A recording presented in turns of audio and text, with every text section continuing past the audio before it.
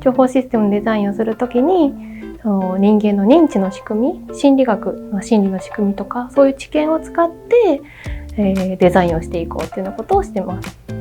経路案内とかであってもとりあえず早く目的地に行ってほしい。観光ナビとかだとできればいろんなショップによっていろんなところで訪問して楽しんでもらって目的地に行ってほしい。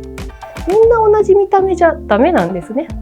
では目的にもなんか行動をユーザーにしてもらうためにはどういう情報提示をしたらいいのかなっていうのを考えてます。災害時って逃げないんですね。でそれなぜかっていうと正常性バイアスっていう人間の認知バイアスがあって自分にとって不都合なことは自分には起こらないって認識するんですね。普段通りにしちゃダメだっていうのをなんか危機的に感じてほしい。でこれが作った、災害情報アプリなんですけどもこの研究ではいろいろな文章を比較したんですが最終的にはここにあるように自宅を全壊させる規模の津波が予想されますというようにその見ている人に直接起こりうる被害を文章で提示した方が災害に対する脅威を感じるっていうようなことが分かりました。運転支援の取り組みもしてるんですけど例えば運転に不慣れな初心者の運転者の方とかに単に情報を提示するだけじゃなくってその安心感を与えるようにはどういう言葉とか言葉遣いとか情報を提示すればより安心感を得られるかなっていうのを研究しています。昔は思い出の品っていうとアルバムであったりとかおもちゃであったりとか家にあるちっちゃなものだったんですね。ですが今どうなってるかっていうとデジタル化されてる。それが全然活かせていない。でこれをうまいこと活かしていって思い出っていうものを有効活用していこうっていうのが思い出工学っていうものになります。実際に正しいかどうかは重要じゃなくってその人がその人の中でどういう物語を紡いでてそこにどんな思い出があるのかっていうのが大事。この辺をどう扱うかっていうのがすごいチャレンジングなところになってます。今世の中すごい便利になってて便利なで効率的ですごい高機能なものが与えられていくってなっちゃうとどんどんその考えるとかいうフェーズすらも全部機械にお願いしてしまって人間がなんかいや自分は本当はこういうことしたいのにっていう思いすら持たなくなってじゃあ何もなければいいのかって話になりますよね。それも違うと思うんですよ。創造性は担保したままでそれぞれが自分たちで考えて動けるような情報システムデザインっていうのができればいいかなって思ってます。すごい仲の良かった友達が廊下に貼ってあったそのポスターをピラピラと持ってきたんですね。でこれオープンキャンパスあるから行かへんみたいな感じでそれが情報系の学部だったんですね。なんかこれまでの、高校でやってきた物理でも科学でも生物でもない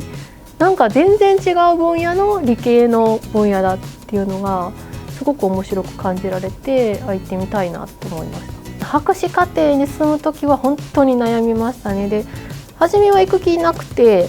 普通に就職活動してましたけどなんかやってるうちにそこで働いてる自分が想像できない。指導教員の人にいや本当に悩んでるんですっていう話をしたら研究者になってもいいんじゃないっていう一言言われたんですね。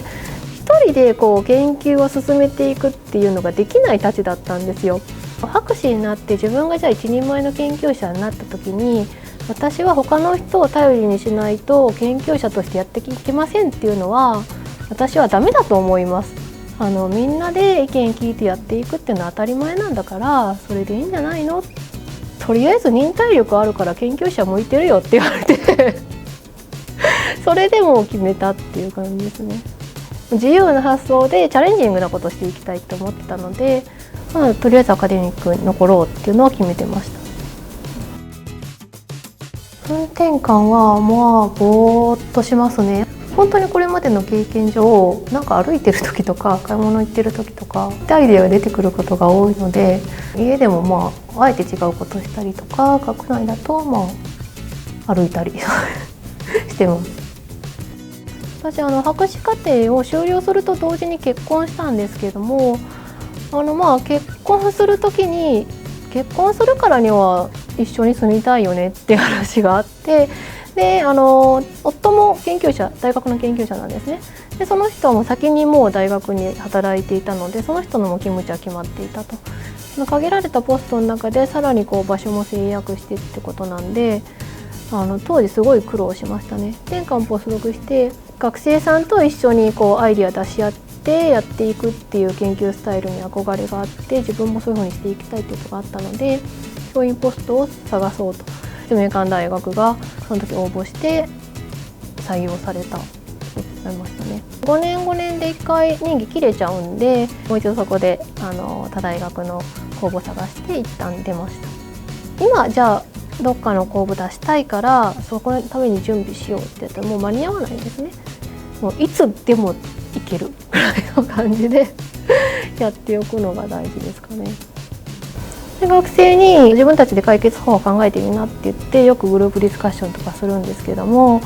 いやもう学生の発想ってめちゃくちゃなんですよね。でね、毎回気づかされて、私また固定観念にとらわれてたとか、何十年先見据えたチャレンジをしたいっていう時にはやっぱりこれまでにない発想っていうのはすごい大事だと思うんですね。でもそれがすごい研究の種になるというか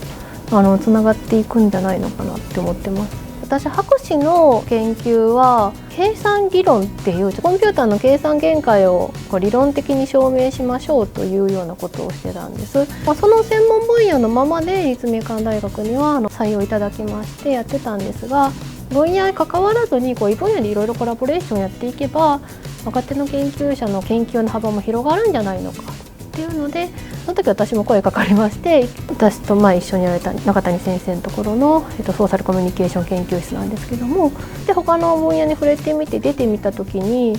自分って知らないことめちゃくちゃ多いなっていうのがすごいよく分かりました。私みたいなもともとは全く異分野の人間を受け入れてくださったっていうのがすごい大きかったですね。でディスカッションしててもなんか食い違いがある。でやっぱそこは見えてる世界が全然違うので、そこでうまくいかないっていうのをすごい理解してくださって、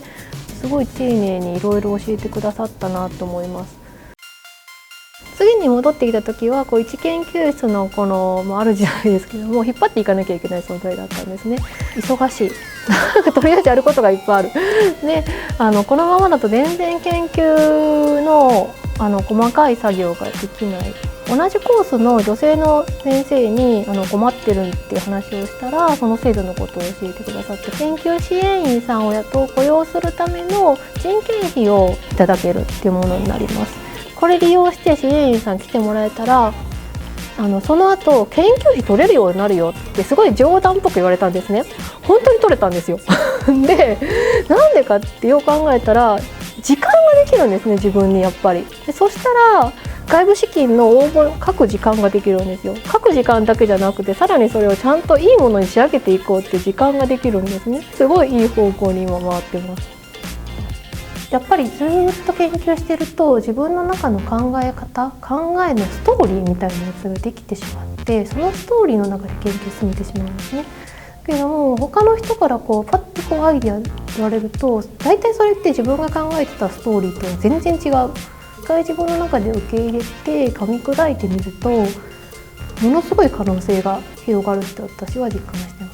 す。やってみる、参加してみる、行ってみるっていうのはすごい大事かなと思います。